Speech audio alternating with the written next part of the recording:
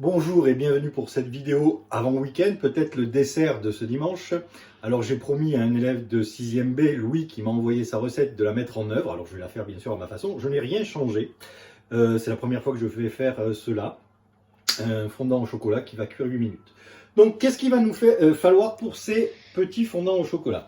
Il va nous falloir 100 g de chocolat, 80 g de beurre, une cuillère à soupe de crème fraîche. J'ai tout mis dans le bol là et je vais tout de suite le mettre à fondre, comme ça nous fera gagner un peu de temps au micro-ondes. Premièrement, je mets 1 minute. On verra après ce que ça va donner. Le reste des ingrédients, 80 g de sucre, 2 œufs et 40 g de farine. Voilà. Alors dans un premier temps, il faut mélanger le sucre et les œufs. Donc je pense que il faut blanchir le mélange. C'est-à-dire que je vais battre un peu les œufs. Je fais tout au fouet.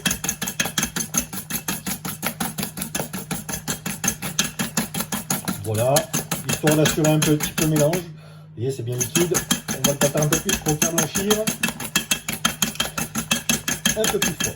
Voilà, ok. Alors, ce que j'ai oublié, hop là, ce que j'ai oublié de vous dire, c'est que j'ai préalablement graissé des petites verrines comme ça, et j'avais pas de moule à muffins, j'avais en plastique. Je les ai graissés parce que ce sont des moules à cannelé, donc j'ai tout préparé.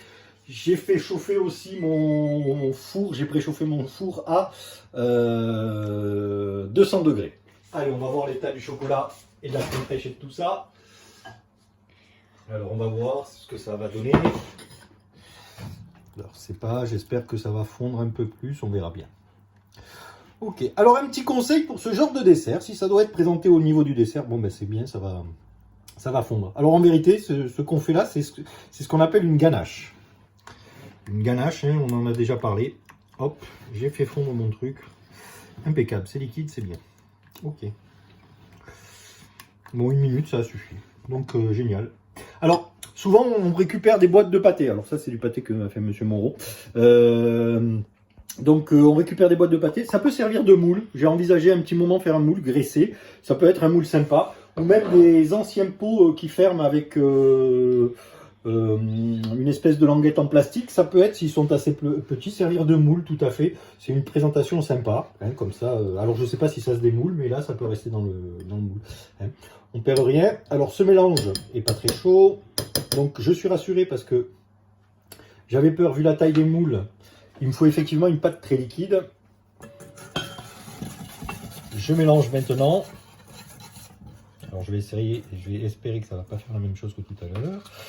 Oui, la même magique peut soutenir le...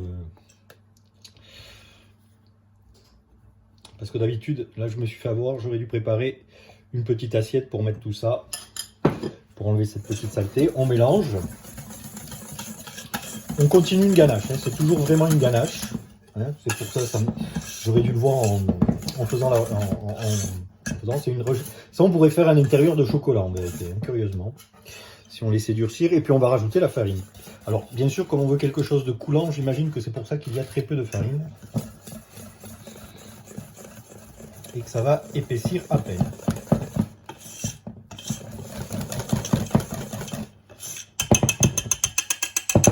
Alors, hop, hop, hop.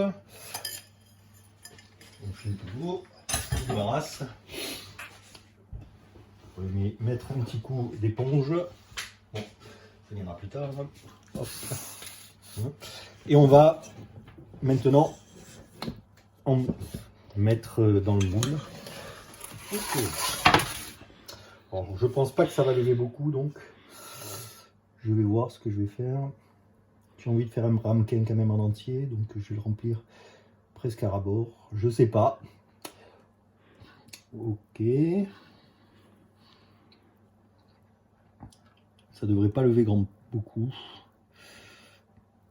Ok, puis on va faire les autres.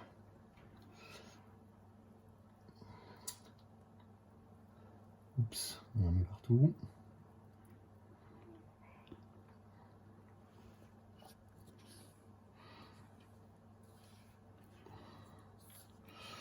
Alors c'est rapide, c'est vrai. Hein.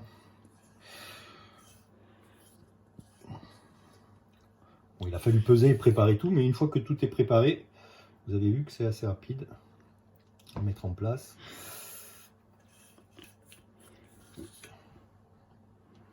Allez. Je vais chercher un petit coup de sopalin pour nettoyer les moules. Et on va enfourner pour 8 minutes. Donc c'est une cuisson rapide, à mon avis, ça va être très liquide à l'intérieur. Voilà, je vais enfourner pour 8 minutes. Dans mon four préchauffé.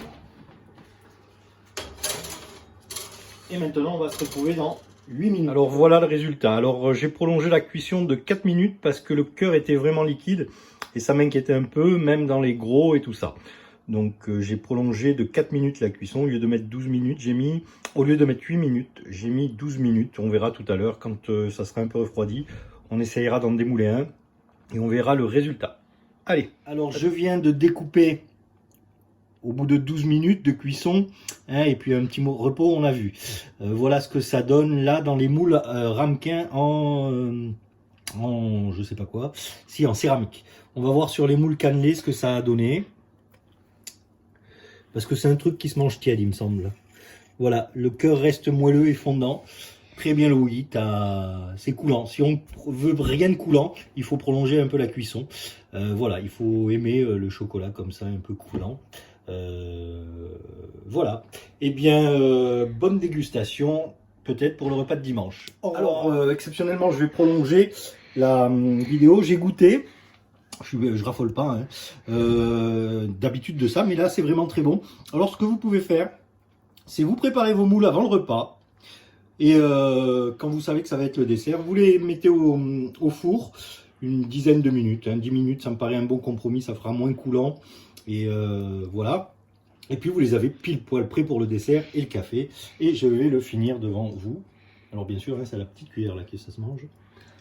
Voilà. Excellent, merci Louis. Voilà. Parfait, mais mon régime te dit pas merci. Allez, bon repas du dimanche en tout cas, essayez, c'est vraiment bon.